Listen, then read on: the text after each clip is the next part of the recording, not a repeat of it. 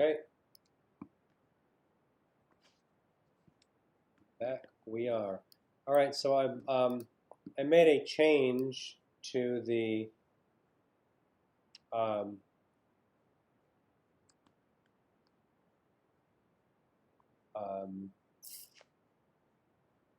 well, I guess the test options. So I hope that now you could see comments that I made on the first quiz.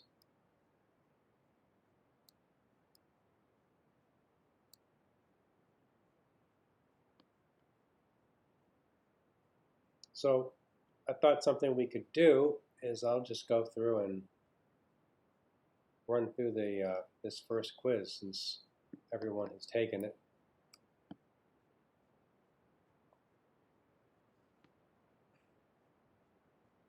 All right, so the first question here, arch, vault, and dome are innovations of which culture's architecture? Rome. Save answer.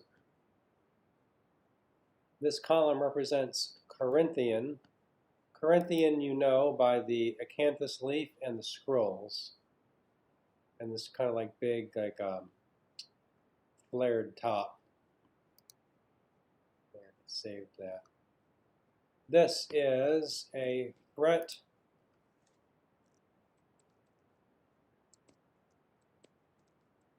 meander. Greek key is sometimes, as it is sometimes referred to. Saved. Great.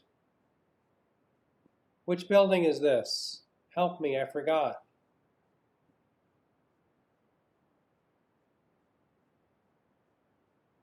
We can't see your screen. You can't see my screen. Oh, I'm not sharing. Oh, duh. Well, that was awkward. Thank you for telling me you couldn't share my. You couldn't see the screen. Hey, there you go. Better? Pantheon. Much better. Thank you. Yeah, duh. Sorry about that. So yeah, Rome is the answer to the first question. Corinthians, second question. Fret, meander, or key, third question. And the Pantheon. Parthenon is the Greek temple in Athens. Pantheon is Rome with the dome. All right. Acanthus is the feature here, is the term that is featured in the Corinthian capital. That is the type of leaf. The others are red herrings meant to send you in the wrong direction. But I want you to know acanthus. The raised section of roof in this hypostyle hall is called clerestory, clear story if you like. But that raised section, still used in architecture today. And clerestory windows are the windows in the raised section. Okay, so here, choose all answers that apply, meaning there's likely more than one correct answer. So here, the Egyptian climate is dry. Yes. Furniture was sealed into tombs made of stone. Yes. Egyptian furniture was submerged in water. It was not. Some Egyptian furniture was plated with gold. That is also true. So it's those three. Ancient Egyptian furniture makers employed construction techniques that are still used today. That is true. They used mortise and tenon joinery, and we still use mortise and tenon joinery. They used others, dovetail, other like simple abutment joints. They, to our knowledge, they used a lot of this stuff first. Okay, ancient Egyptians and ancient Greeks used many of the same furniture types. That is true. That is something that your author, Mr. Smith, tells you. something, furniture types is something that's kind of like something that is important to his writing. He is clear to point out when certain types of furniture appear, like the sofa. All right, which of the ancient cultures invented concrete? It's Rome.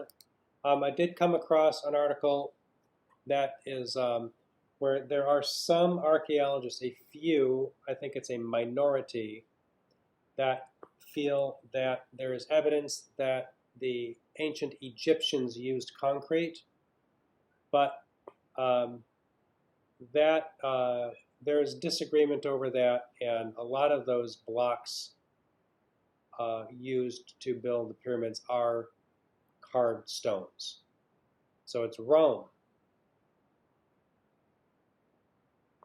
Which structural innovation is this? A barrel vault. So here, choose the best two words to complete the sentence. This furniture piece is called a. This furniture piece called a lectus is a Roman couch. All right, and a similar setup here. Name of the chair and the ancient culture that invented it. Greeks, Klismos. All right, this right here is mosaic. Small stones. It's in the presentation on the Romans.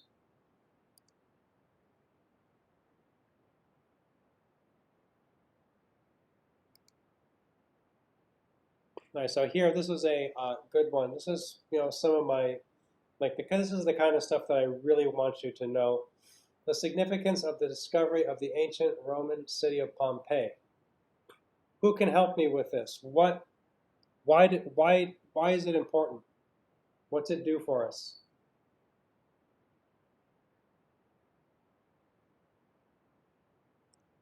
It stored the many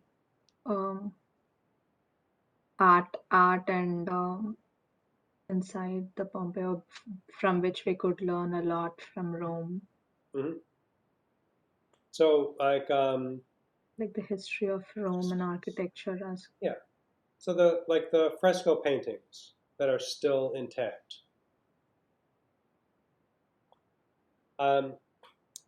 Domestic architecture of this type generally doesn't survive.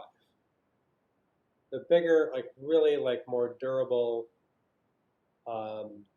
larger buildings tend to survive, and then domestic architecture often gets cleared away for new domestic architecture. And so the fact that the city of Pompeii was buried quickly under ash, and which allowed it to be well preserved. Yeah, actually, my husband had a question. I was I was discussing this with him, and he was like, if there was a volcano and it was buried under an like it was discovered because it was buried under the ashes of a volcano, right? Well, so it's in the air. It's in the region where Mount Vesuvius, which is an active volcano. Okay. A So lot. if Go ahead. so if it was an active volcano, generally we saw a volcano erupt recently somewhere. Yeah. It generally burns up the stuff, right? So how come Yes. all this? So this was it was different things. Like there were different parts to this eruption.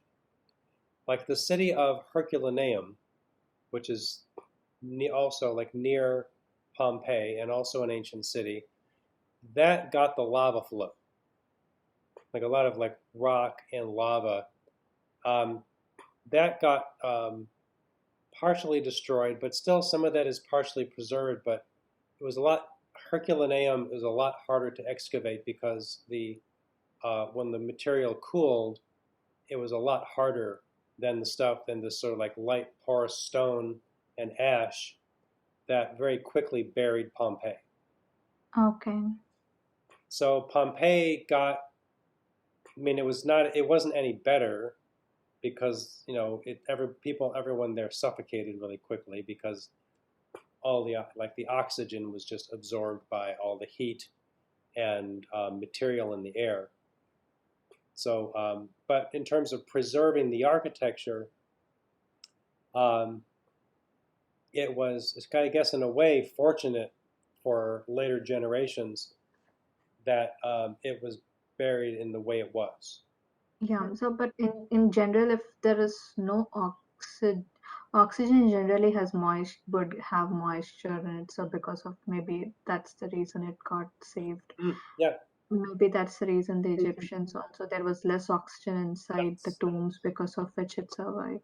that's a Okay. very good point. Yes, yes, and you know the Pompeii was the first attempts to excavate it. I mean, go back to um, the 18th century. So really, like around the time that we're talking about here, with the late Baroque Louis XV era. Um, that's I mean, they knew there was stuff there. There was sort of like there were remnants of ancient Roman civilization all over the place, um, and they already knew that like if you like dug in the ground around one of these places where you could see evidence of a Roman buildings, or where they knew that old Roman cities were, they knew that they would find stuff. Okay.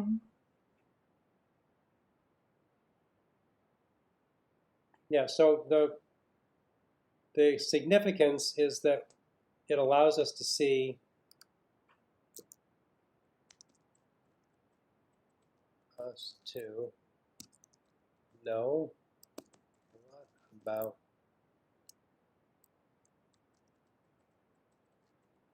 Roman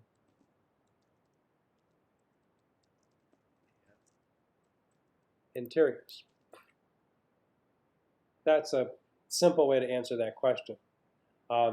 It also does allow us, give us an understanding of what life was like for people, because in a way, because we can see, people sort of like kind of stopped in the middle of their just daily activities.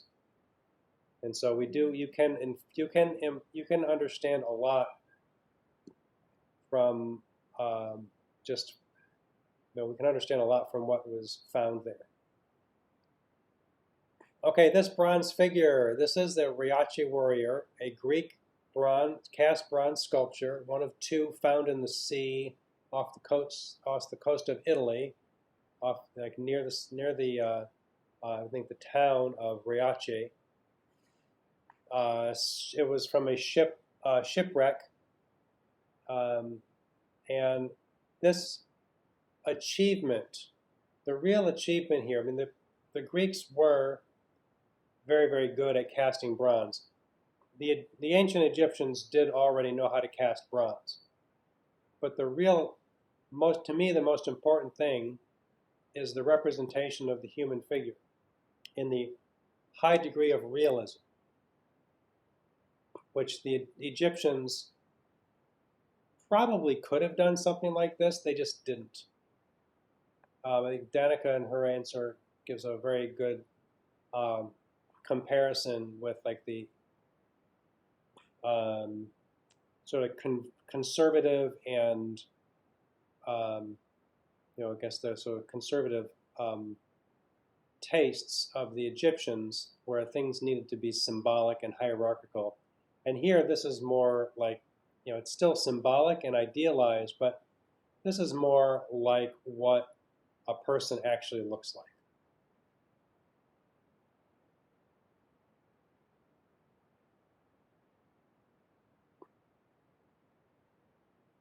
Here, lotus blossom is most commonly associated with which ancient culture, and that is the Egyptians. A pylon, a monumental gate that is a part of an entrance to a temple complex in ancient Egypt. hieroglyphics. The language of hieroglyphics comes from Egyptian culture. And according to Edward Luce Smith, ancient Greek furniture probably had no fixed position in the domestic interior. Is this correct? And yes, according to him, it is correct. A lot of older cultures, furniture was put away and brought out when it was needed, and a lot of it was meant to. It wasn't like the way we have rooms now. I think when we're looking at furniture, like interiors in even like in the Baroque period, a lot of furniture was either for display or it was put away and brought out when needed.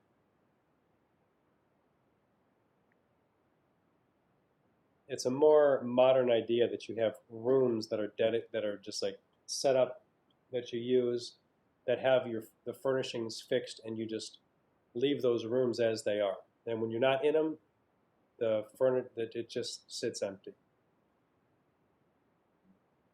Okay.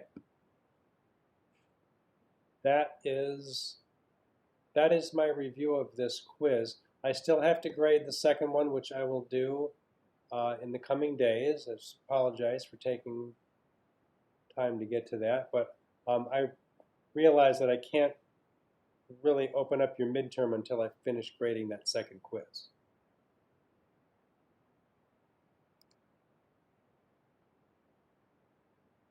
So just to be clear, we won't have access to the quizzes we submitted with the answers we submitted. Well, how about this? Your quizzes are still open. Yeah. The first two quizzes. While we're here, go to one of your quizzes and see what you see. Yeah, I did. It's just a blank quiz. You need to click on the grade. I just tried it. Try clicking on the grade.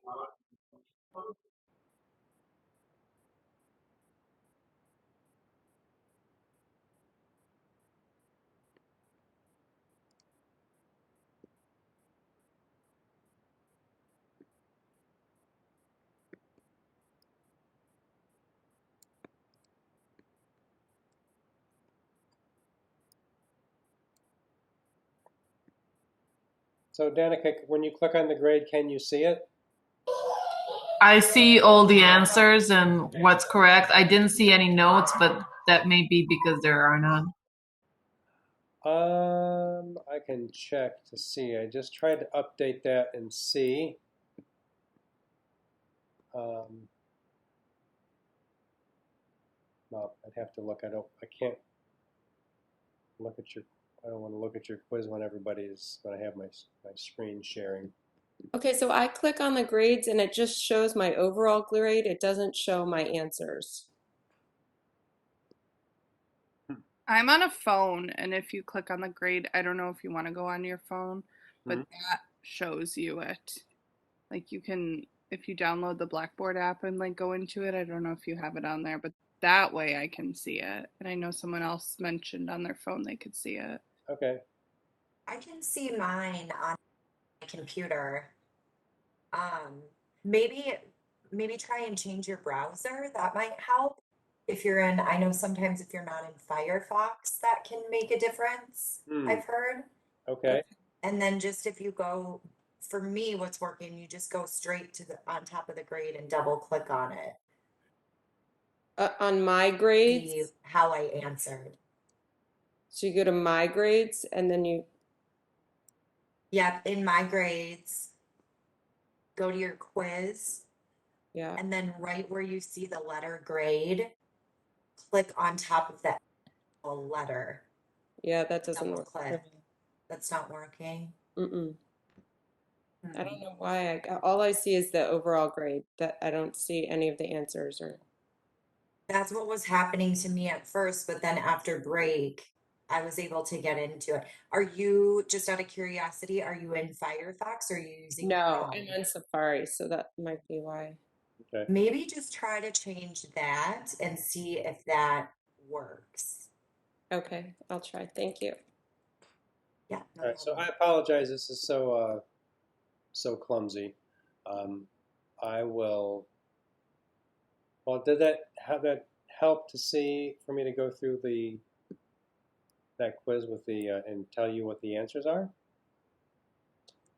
Yeah, it did. I guess I was hoping to use it as a study guide, so I wanted to print it out. Okay. Yeah, I don't, you can't really do that. I'll see if I can get in touch with the Blackboard tech support to see if there's something we can do about that. Okay. I've been yes, I've been through well, I've tried several times in the past to get to where I can write comments as I'm grading and um, have the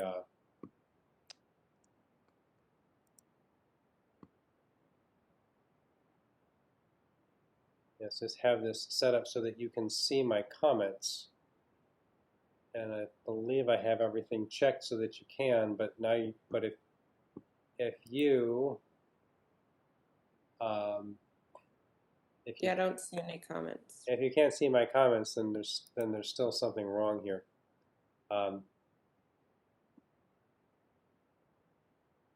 Which is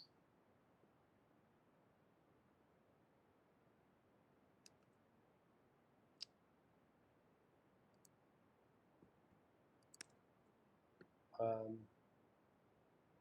I can see a comment now, but it's not like next to the question. It's is it at the end? no, it's in the beginning where it's like a test and it says when you took it, what time, status completed, and it says comments. Hmm. And then I see number 16 as Oh, a comment. okay, good. Well, at least something worked. I'm sorry about this, folks. I wish it were simpler. But I think the way the Blackboard, the way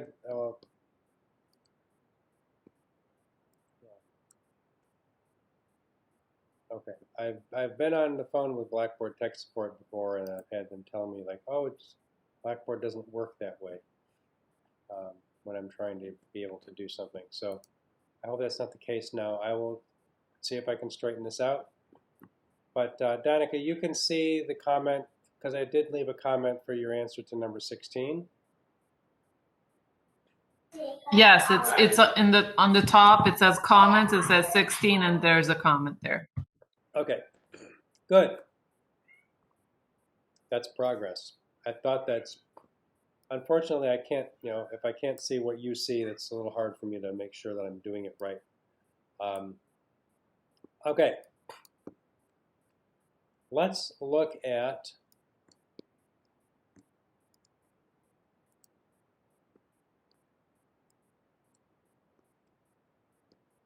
the vocabulary.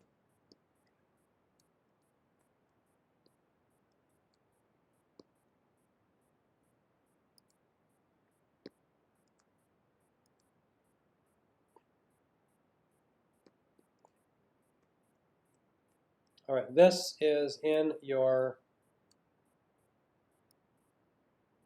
vocabulary section on the left menu in Blackboard.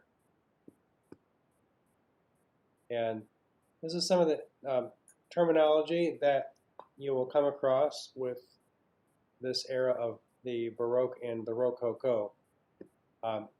So you do have the introduction of the furniture piece, the armoire, a tall cabinet with doors and interior shelves. We talked about this guy here in the Italian Baroque, the baldacchino, which is a canopy over a throne or altar, which you see this in the St. Peter's Basilica in Rome, also called a ciborium. Baroque, a term used to describe the style of European art, design, and music, 17th century. The term Baroque, it's like original meaning is of like an irregularly shaped pearl, and it really is meant to sort of infer that something about the elaborate and decorative nature of the style. And in modern usage, it can refer to anything that is excessively elaborate, detailed, or decorative. So sometimes it can be have a negative connotation, similar to the way Byzantine sometimes has a negative connotation when something is excessively bureaucratic. Okay, bergère, upholstered armchair with closed arms. Boiserie is carved wood paneling. Bombay, the swelling or bulge on a commode. That commode we looked at, it kind of like swells forward a little bit. That I guess feature or property is called Bombay. Boule, practice of veneering furniture, marquetry with tortoiseshell, pewter, and brass, named for André Charles Boule. We saw a short video of somebody recreating some of this type of marquetry. Brocade is a fabric with a raised design, usually in gold or silver. Cabriole is a furniture leg that curves outward at the top, inward toward the foot, kind of like the sort of C-shaped scroll in the Baroque and Rococo design.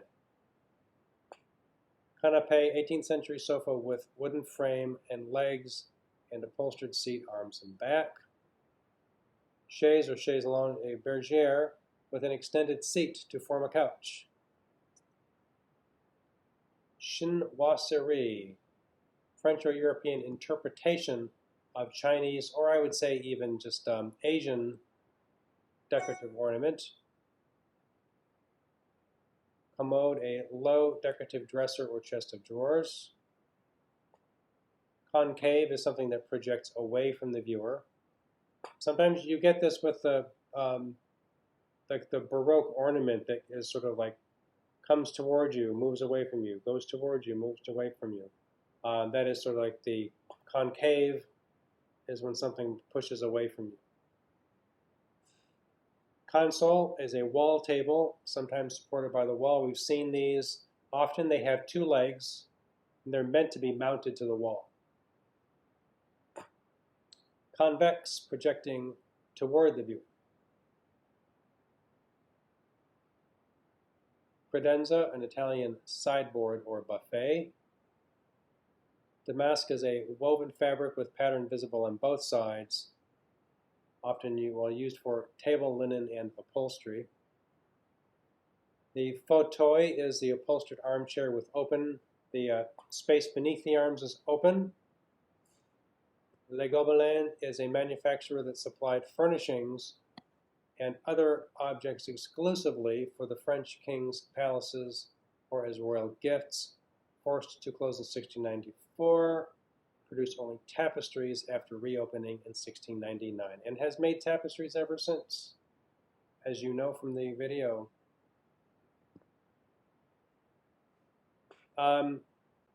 Japanning is an enamel-like varnish coating that includes asphalt, used to imitate lacquer. Lantern is the structure crowning a dome that resembles a small cupola. Marquetry, a type of veneer made of small pieces, usually wood, to form a pattern, design, or image on a surface, such as that of a wall, floor, or cabinet. Marquetry is not inlaid. It is like a puzzle. All the pieces fit together on one plane and then is attached to the surface. The Italian technique of intarsia is virtually identical. Ormolu, gold-colored metallic ornamental mounts on furniture, bronze fired in a kiln with mercury. I don't recommend that any of you get into this technique. It's hazardous. A pliant is a folding stool with crossed legs introduced at the court of Louis XIV. And why? How is the pliant used? Anyone tell me? For subjects who could sit in front of a king. Yes. It was rare. From what I have read, you might, if you are a courtier, some member of Louis XIV's, like the French court, you might be granted the opportunity or the privilege to sit in the king's presence once in your lifetime. Maybe. It was, it's like hierarchy was very important. Okay, so this French term roquet, sinuous foliate, shell-like or rock-like forms used in Rococo decoration.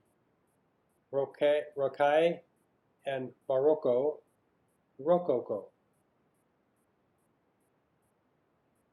So the terms Baroque and Rococo were initially applied to this style as a pejorative or with a negative connotation. And they were applied after the, Baroque craftsmen didn't like sit around and say like, wow, look at us, we're making Baroque furniture. It was applied to it later. And it was also applied to it as with a negative connotation. So Rococo, an outgrowth of Baroque.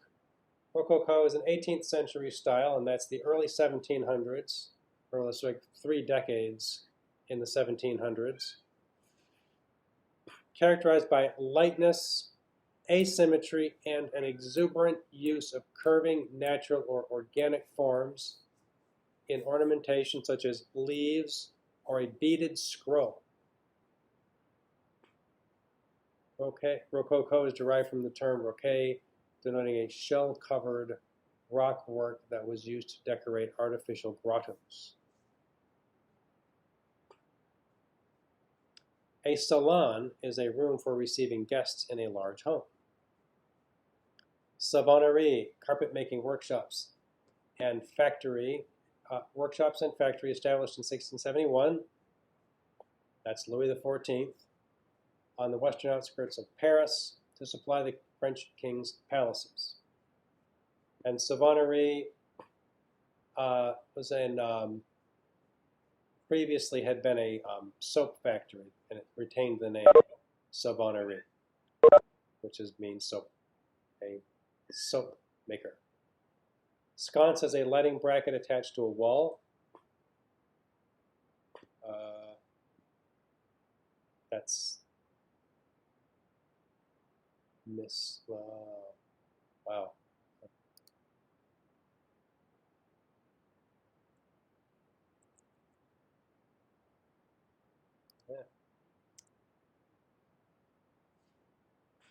Solomonic column, a twisted or helical column, revived in Baroque architecture from an ancient type valued for its suggestion of movement.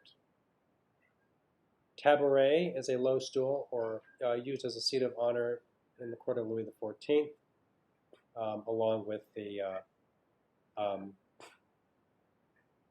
Floyant. Modern usage, it is a low stool or a small portable table, stand or cabinet. Secretaire, a cabinet with an enclosed writing desk. Soft paste porcelain, ceramic technique developed in the 18th century, a combination of clay and ground glass in an attempt to imitate Chinese porcelain, Chinese porcelain is called hard paste porcelain.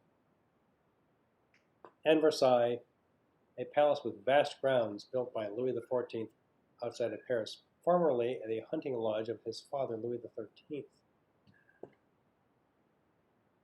other European monarchs modeled estates on Versailles. Oh, Elliot. Okay, so that I wanted to go through that vocabulary. I hope it's helpful to go through it.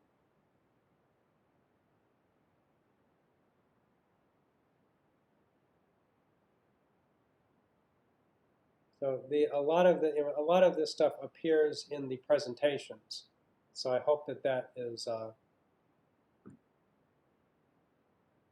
something that is. I guess that this gives you a better understanding of the terminology that's on this list.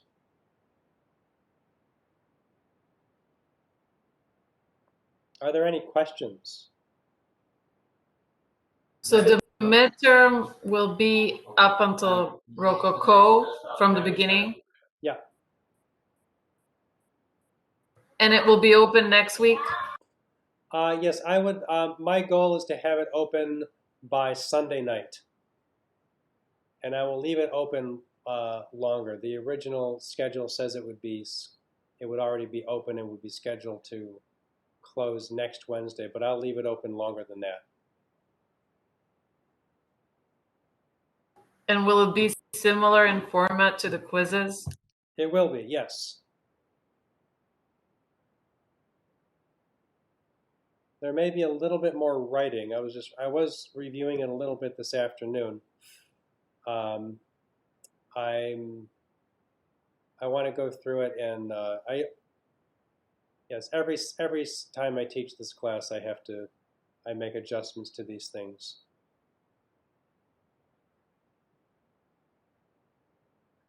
And you said that you're going to open it as soon as we have our scores back from the last quiz. Is that right? Yep. Okay. All right. But then, did you say that it would close next Wednesday? No, it was original. It's on the schedule. It says it will. Okay. But I'll change that. Okay. Okay, thanks. Yes, and as with the quizzes, I'll give you multiple opportunities to take it, and which is helpful if you accidentally leave the quiz or exam when you don't mean to, and then it's like records that as your attempt, and half of it's not finished. So if it's obvious like that you tried, you got through the whole thing, and then you went back and did it again, I would grade both and average the grades. If it's like half the quiz is just like if it, if you accidentally leave a quiz or an exam and you didn't mean to, tell me so that I know. Because if it's an accident like that, then I can, just like, I can void that first attempt, because would not be fair to average that with another one. But if you tried twice, then I'm averaging the two.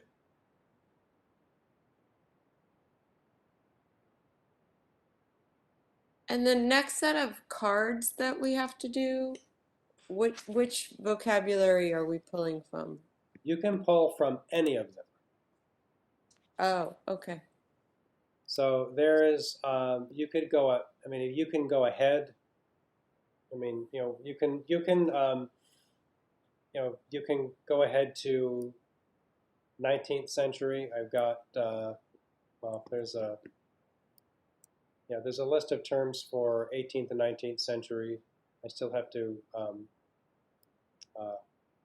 fix the one for the 20th century. But yeah, any of them can be any time period. Okay, great. Thank you. Yeah.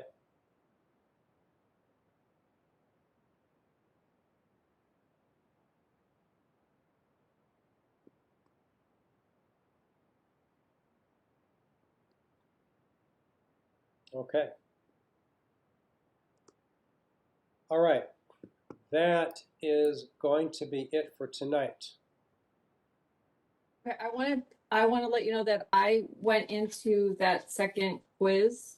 Yeah. I finished it already, but during break, I went into it as a second attempt just to print it out a blank one. Yeah. So just to let you know, there'll be two for me. One that I took Yeah. earlier and then a blank.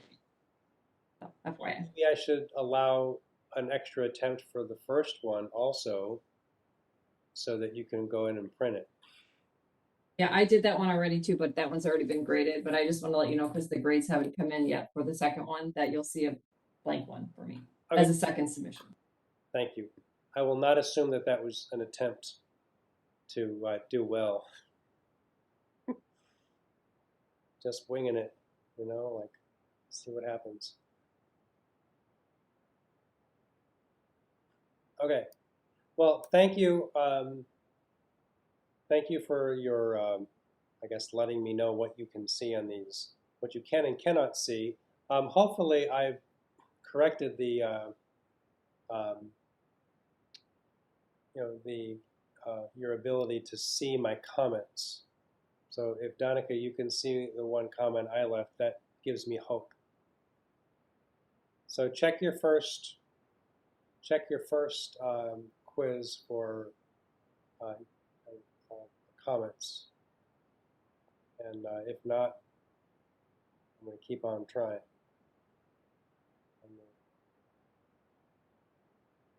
Okay.